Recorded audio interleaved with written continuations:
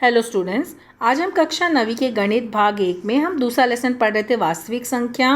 वास्तविक संख्या में हम करनी की परिभाषा और करनी की कोटि के बारे में देखे थे। अब हम आगे देखेंगे करनी का संक्षिप्त रूप, किस तरह से हम करनी को संक्षिप्त रूप दे सकते हैं।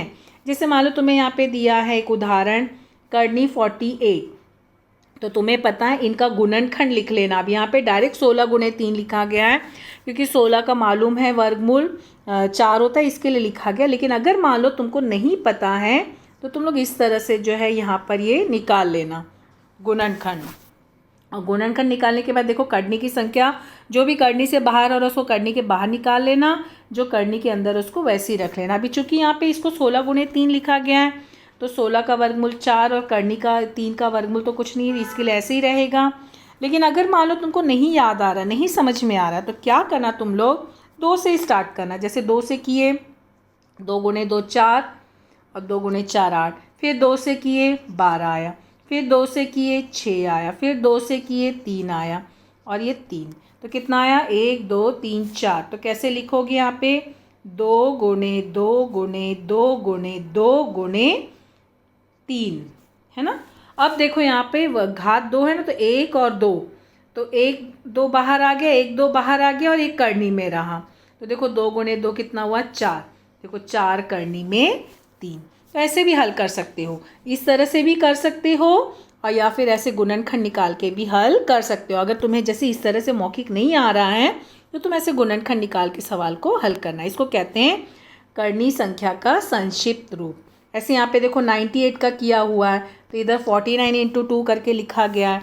और अगर मान लो तुमको नहीं आता है तो तुम फिर यहाँ पे जैसे यहाँ पे गुणनखंड निकाल लो। 2 से किए तो 2 गुणे 4 8 होता है, 2 गुणे 9, तो यहाँ पर जो है ये 49 हो गया। अब यहाँ पे यहाँ पे हमें 98 है ना, गुणनखंड निकालना है ना, तो यहाँ पे ऐसे आया।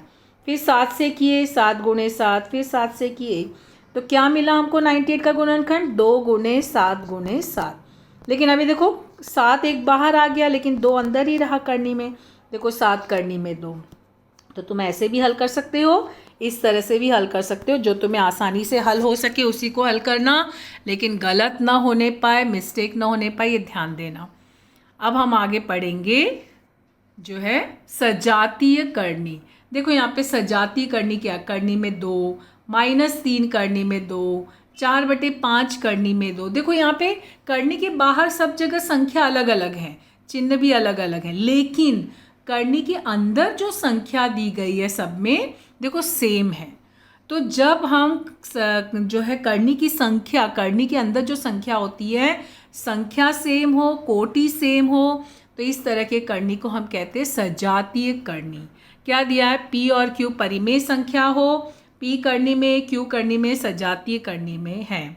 2 करनी समान होने के लिए उनका घात समान होना चाहिए, उसी प्रकार उनका कर्निस्थ जो संख्या वो भी समान होनी चाहिए। देखो यहाँ पे करनी में 2, यहाँ भी करनी में 2, देखो ये करनी में 2 है, कोटि भी समान है और संख्या भी समान है, तो ही ये सजातीय करनी होंगे। ठीक है, बाहर की जो अपरिमेय संख्या लिखी है वो कुछ भी होने दो, प्लस में होने दो, माइनस में होने दो, बटे में होने दो, लेकिन करनी की संख्या और करनी की कोटि दोनों समान है तो वह सजातीय करनी में होते हैं।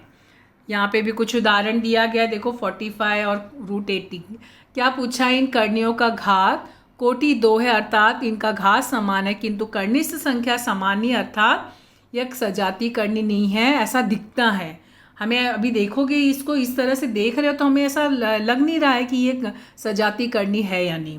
तो क्या करोगे, इसका गुणनखंड निकालो। 45 का गुणनखंड क्या है, 9 इंटू 5, फिर 9 का वर्गमूल कितना हुआ 3, 3 करनी में 5, फिर 80 आया, 80 का गुणनखंड कितना है 16 गुणे 5, यानी कि 16 का वर्गमूल 4, 4 करनी में 5। देखो 3 करनी में 5, 4 करनी में 5, तो यानी कि ये सजातीय करनी है। तो कभी कभी तुमको ऐसे क्वेश्चन भी आएंगे, इस तरह से लिखा होगा और पूछा जाएगा क्या ये सजातीय करनी है या नहीं, पहचानो। तो क्या करना, अगर उसका गुणनखंड निकाल रहा है तो उसको संक्षिप्त रूप में ले आना और फिर देखना दोनों का संक्षिप्त रूप में। देखो करनी में 5 है, इसका मतलब सजातीय करनी है। ठीक है, तो यहाँ पे लिखना 45 और 80 इन करनी का संक्षिप्त रूप सजाती करनी। जब इसको हम संक्षिप्त रूप में ले आए तो ये सजाती करनी में, ऐसे देखा जाए तो ये सजाती करनी नहीं, लेकिन इनका संक्षिप्त स्वरूप जो होगा वो सजाती करनी है। तो इसे ध्यान में रखें। यदि सरल रूप में करनी का घात और कर्निस्थ संख्या समान हो तो उसे सजाती करनी कहते हैं। देखो करनी का घात मतलब यहाँ पे कोटि के बाहर जो लिखा है, और कर्निस्थ संख्या ले करनी के अंदर की संख्या। ठीक है, ये दोनों अगर समान होंगे तो ही वह सजाती करनी में होंगे। फिर एक करनी की तुलना करना। तुलना करना मतलब देखना कौन सी करनी बड़ी है कौन सी करनी छोटी है। जैसे मान लो तुमको 5 और 3 बोला गया है, संख्या 5 और 3 बोला गया है, और बोला गया कि तुमको बताओ 5 और 3 में से कौन सी संख्या बड़ी है कौन सी छोटी है। तो तुम लोग बता सकते हो कि 5 बड़ा है 3 छोटा है। लेकिन अगर यहाँ पे करनी में 5 लगा दिया, करनी में 3 लगा दिया, और फिर पूछा गया बताओ दोनों में से कौन सी संख्या बड़ी कौन सी संख्या छोटी, तो क्या करना, देखना कोटि अगर समान है तो करनी के अंदर की जो संख्या ना उसको तुलना करना। 5 बड़ा है 3 से, इसका मतलब करनी में 5 करनी में 3 से बड़ा है। ठीक है, लेकिन यदि मान लो तुमको प्रश्न आ गया 2 करनी में 5 और बोला गया है 3 करनी में 3, ये दोनों में बताओ कौन सी संख्या बड़ी है कौन सी संख्या छोटी है।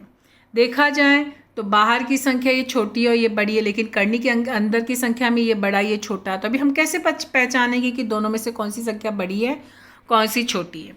तो इसको 2 तरीके से कर सकते हैं। या तो क्या करना, जो बाहर की संख्या उसको करनी में ले जाना, या करनी की संख्या को में से करनी हटा देना। अभी फ़िलहाल हम करनी के अंदर ले जा रहे हैं, तो क्या हो जाएगा, देखो 5 तो पहले से अंदर है, ये 2 को ले गए तो कोटि 2 है यानी 2 बार गुणा हुआ है। यहाँ पे भी क्या किए, 3 पहले से है और बाहर के 3 को अंदर ले गए, जितनी कोटि होगी उतनी बार अंदर जाके गुणा कर देना, क्योंकि यहाँ पे कोटि 2 है ना, तो इसका मतलब 2 बार 2 लिखे। कोटि यहाँ पे भी 2 है तो 3 को भी 2 बार।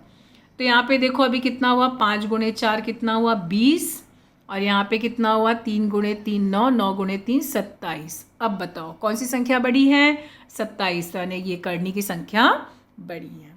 ठीक है, एक तरीका ये हुआ कि जो करनी के बाहर की संख्या थी उसको हम लोग करनी के अंदर ले आए। दूसरा तरीका क्या है, जो करनी की संख्या उसको करनी के बाहर ले आएंगे, यानी हमें क्या करना है, वर्गमूल, मैंने यहाँ पे हमें क्या करना, वर्ग लेना है।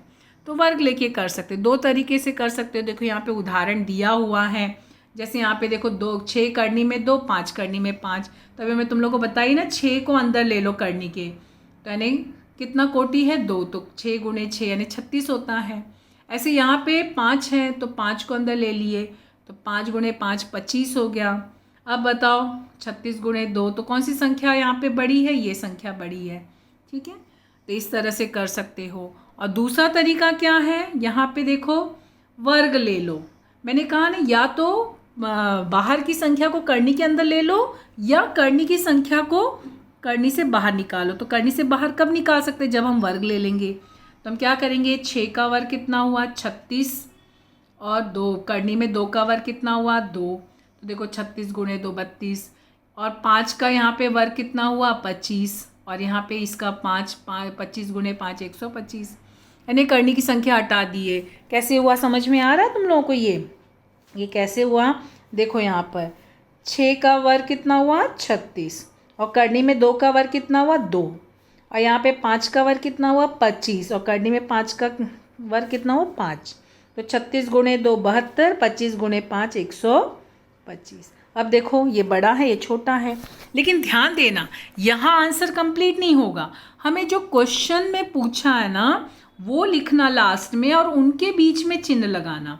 तो 6 करनी में 2 और 5 करनी में 5, तो यहाँ पे जो चिन्ह होगा वो यहाँ पे लिख देना। ठीक है, ये ध्यान रखना, इस तरह से सवाल को हल करना।